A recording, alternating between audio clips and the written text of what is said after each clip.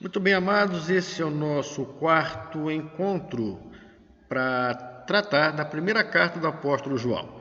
Nós estamos vendo João numa luta séria, uma luta ferrenha contra heresias que estavam florescendo no seio da igreja primitiva. João adverte seus leitores sobre o perigo dessas heresias, porque, dando ouvido a essas heresias, poderiam se enveredar por caminhos errados. E o que é pior, está acreditando que estavam no caminho certo. Jesus falou: eu sou o caminho, a verdade e a vida. Eu sou o único caminho, ninguém vem ao Pai senão por mim. Então não tem outro caminho, não tem outra forma de acesso a Deus senão através de Jesus e do seu Evangelho. E o Evangelho que o Senhor Jesus ensinou aos seus apóstolos, os apóstolos ensinaram às igrejas. E João está vendo nesse momento que estão aparecendo ideias que estavam deturpando o genuíno Evangelho. As pessoas agora, dando ouvidos a essas novas heresias, estavam convictos que estavam fazendo a coisa certa, mas na verdade estava errado. Eles achavam que estavam agradando a Deus, mas não estavam. Estava fora do caminho. Então, para João, o pecado na vida do crente deve ser um acidente de percurso, não um hábito. Não um hábito. O problema abordado por João é que essas heresias, que são interpretações equivocadas dos ensinos apostólicos, essa é a definição de heresias, interpretações equivocadas dos ensinos apostólicos, estavam desviando os discípulos do verdadeiro evangelho, da mensagem que eles ouviram de Jesus e que eles ensinaram para a igreja. Essa mensagem nós temos nas nossas mãos hoje, na santa palavra de Deus, na unção do Santo Espírito que está conosco. Mas infelizmente, como homens apareceram no seio da igreja primitiva trazendo ideias que deturpavam o genuíno evangelho, essa prática continua até hoje. Daqueles dias até hoje, homens se levantaram e com ideias magníficas, doce ao paladar, enxertaram no evangelho uma série de práticas que estão cada vez mais desviando os homens do verdadeiro e do genuíno evangelho. É um problema, né? Bom, uma das heresias que estavam atrapalhando nesse momento a igreja primitiva era justamente uma que deturpava a conduta cristã, principalmente no que tange à prática do pecado. Havia naquele momento homens que acreditavam que não adianta lutar contra o pecado, a carne é má. Essa era a ideia gnóstica. Não adianta que você não vai conseguir lutar contra essa realidade da tua matéria que é má. Não adianta muito lutar contra o pecado, porque é praticamente inevitável o pecado na vida do homem. Havia pessoas que falavam isso. Havia também aqueles que enfatizavam a total sujeição a normas, aos critérios, ao rigor das normas, que a pessoa obedecendo aquelas normas se aperfeiçoava. Era um tipo de aperfeiçoamento cristão na obediência de normas, ritos, regras. Isto provoca um legalismo que não conduz, que não condiz com a graça do Evangelho. Esse legalismo traz a ideia de que o cristão ele está numa disputa, ele está numa corrida. E que nessa corrida só vai vencer aqueles que antes venceram o pecado. Não estou me referindo àquela corrida que Paulo cita, não. Mas estou falando o seguinte, que as pessoas acreditam que só conseguem vencer se antes vencerem o pecado. É isso que eu quero dizer. Aí eu pergunto, vale a pena então lutar contra o pecado? Ou essa é uma luta perdida? Ou então até que ponto a vitória contra o pecado está nas nossas mãos? Boas perguntas, né? Duas perguntas espetaculares. Então vamos ao texto, vamos ver o que João nos diz a respeito disso. Na primeira carta do apóstolo João, capítulo 2, vou me ater apenas ao verso 1 e 2. Está escrito assim, filhinhos meus, já mostra o carinho com que João se refere aos seus leitores. Filhinhos meus, estas coisas vos escrevo para que não pequeis. Se, todavia, alguém pecar, temos um advogado junto ao Pai, Jesus Cristo, o justo. Ele, Jesus, é a propiciação pelos nossos pecados, e não somente pelos nossos pecados, mas ainda pelo do mundo inteiro. Aí João escreveu isso aqui. Então João mostra para nós que o ideal dele é que os seus leitores não pequem. Esse é o ideal. Se for possível, não peque. É o ideal. Então ele fala com carinho, como um ancião fala com os novos. Filhinhos meus, essas coisas eu vos escrevo para que não pequeis. Que coisa que eu vos escrevo? Eu escrevi o Evangelho. Escrevi o Evangelho para vocês. Estou escrevendo essa carta agora. O que eu já escrevi está escrito para que vocês, compreendendo o que eu quis dizer, não pequem.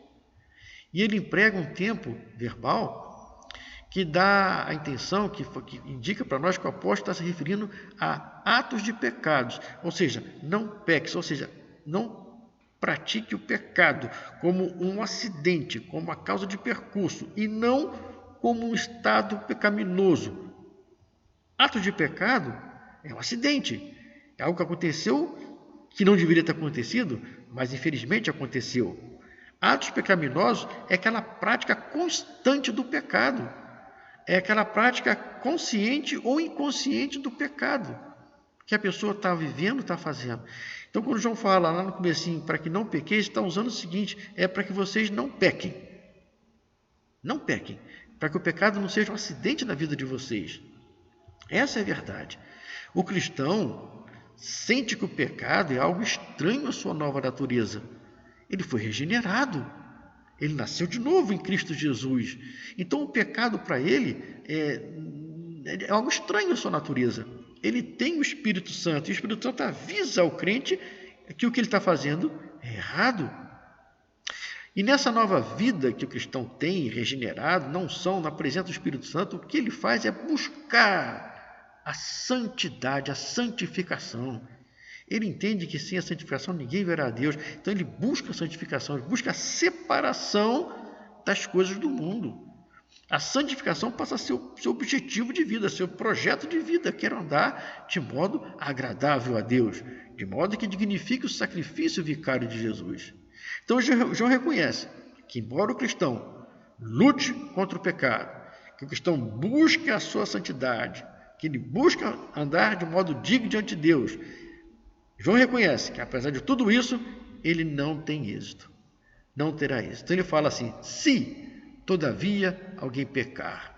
Ou seja, eu sei que nós temos a Jesus, nós sabemos que temos o Espírito Santo, nós sabemos da nossa luta pela santificação, mas sabemos sim dos nossos pecados. Então, quando ele coloca, se todavia alguém pecar, está falando para nós. Essa luta que os apóstolos travaram, que a igreja trava, que nós travamos, essa luta também foi reforçada por Paulo, ela foi vivida por Paulo. E Paulo fala para nós, lá em Filipenses, capítulo 3, de 12 a 14, que ele não tinha ainda recebido o objetivo da perfeição, que ele tinha atingido ainda o objetivo da perfeição, mas que ele prosseguia para conquistar aquilo que também foi conquistado por Jesus Cristo. Ele fala, irmãos, quanto a mim, Paulo, não julgo haver alcançado, não alcancei a santificação. Apesar de tudo que eu fiz, de tudo que eu sofri, de ter visto Jesus, de tudo que aconteceu comigo, eu falo para vocês, eu não alcancei. Mas uma coisa eu faço, esquecendo-me das coisas que para trás ficam, avanço para as que estão adiante, as que estão diante de mim, e prossigo para o alvo, para o prêmio da soberana vocação de Jesus Cristo. Essa que Paulo fala, olha, eu também não consegui, eu também lutei, também não consegui o pecado que eu não quero fazer, eu faço. Então, Paulo mesmo se reconhece que o pecado está nele, apesar de tudo que ele viveu, apesar de tudo que ele ensinou, de tudo que ele fez. O pecado é o motivo de nossa luta.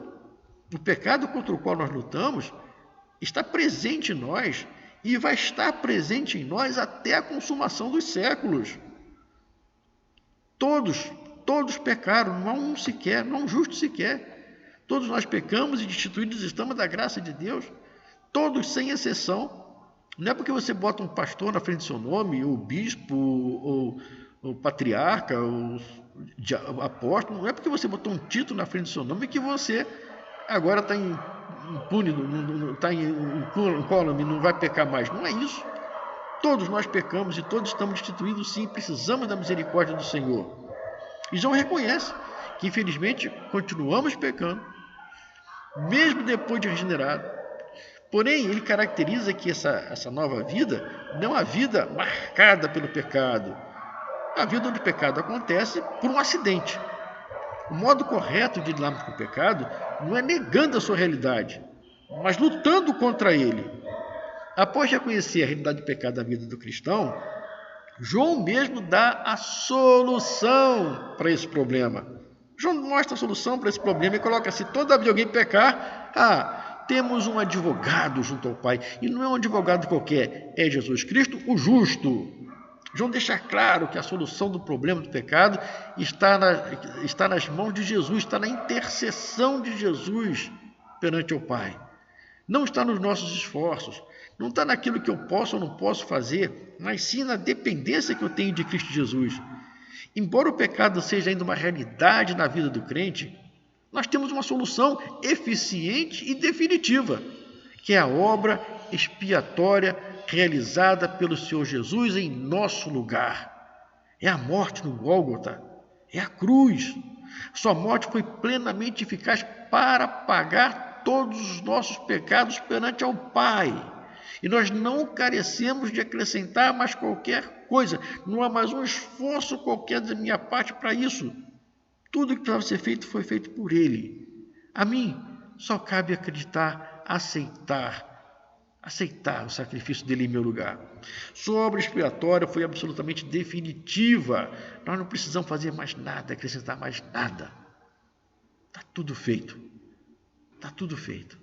Sua obra expiatória também ela é universal. Ela é válida para qualquer pessoa, em qualquer parte do mundo e em qualquer tempo. Aí João escreve no versículo 2: Ele, Jesus, é a propiciação pelos nossos pecados, e não somente pelos nossos pecados, mas ainda pelos do mundo inteiro. Oh, glória a Deus! Porque você e eu, num dia, o Espírito Santo nos abriu os olhos, nós vimos e entendemos a mensagem do Evangelho. E nós conseguimos, assim, valorizar, dar valor àquele sangue derramado no Calvário. Estarmos aqui juntos, estudando a palavra dele, mostrando interesse pela vontade, pela palavra dele, sabendo que o pecado está na nossa espreita, mas que nós lutamos, e quando caímos, e nos arrependemos, e nos voltamos para ele, nós entendemos que ele age como um advogado, em defesa de cada um de nós. Glória a Deus por isso. Que o Senhor nos permita, no próximo encontro, continuar estudando essa carta de João. Fiquem todos com Deus e até lá, se o Senhor nos permitir.